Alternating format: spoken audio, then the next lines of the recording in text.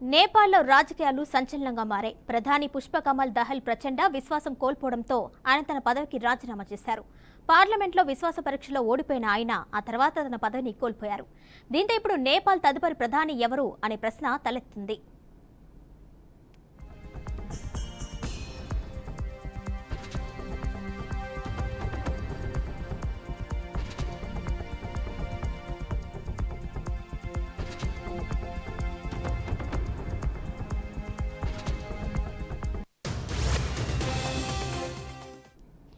నేపాల్ ప్రధానమంత్రి పుష్పకమల్ దహల్ పార్లమెంట్ దిగువ సభలో విశ్వాస పరీక్షలో నెగ్గలేకపోయారు.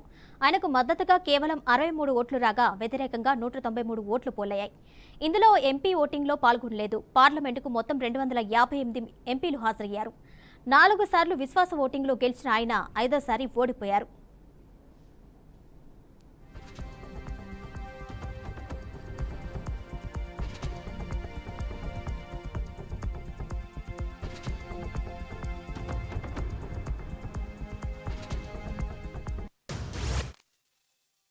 గత వారం communist party of Nepal unified Marxist Leninist Dahal ప్రచండ ప్రభుత్వానికి తన మద్దతును ఉపసంహరించుకుంది. దేశంలోని 275 మంది సభ్యుల ప్రతినిధుల సభలో 69 ఏళ్ల ప్రచండకు 63 ఓట్లు రాగా విశ్వాస తీర్మానానికి వ్యతిరేకంగా 194 ఓట్లు వచ్చాయి.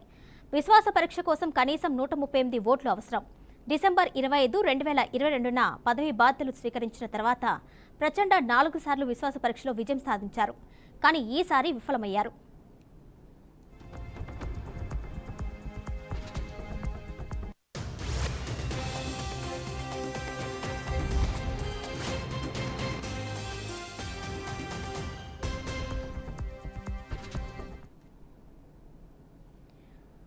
మాజీ ప్రధాని కేపీ శర్మ ఓలీ నేతృత్వంలో సిపిఎన్ యుఎంఎల్ సభలో అతిపెద్ద పార్టీ అయిన నేపాలీ కాంగ్రెస్తో అధికార భాగస్వామ్య ఒప్పందం చేసుకుంది. దీంతో ప్రచండ నేతృత్వంలోని ప్రభుత్వానికి గత వారం మద్దతు ఉపసంహరించుకుంది. నేపాలీ కాంగ్రెస్ ప్రెసిడెంట్ షేర్ బహదూర్ దేవుబా ఇప్పటికే ఓలీని తదుపరి ప్రధానమంత్రిగా సమర్థించారు. ప్రతినిధుల సభలో నేపాలీ కాంగ్రెస్కు 89 సీట్లు ఉండగా సిపిఎన్ యుఎంఎల్కి 78 సీట్లు ఉన్నాయి. ఈ విధంగా రెండింటినీ కలిపితే సంఖ్య 167. ఇది దిగువ సభలో మెజార్టీకి అవసరమైన 138 కంటే చాలా ఎక్కువ. ఈ నేపథ్యంలో తదుపరి నేపాల్ ప్రధాని ఎవరు అన్న దానిపై ఉత్కంఠ నెలకొంది.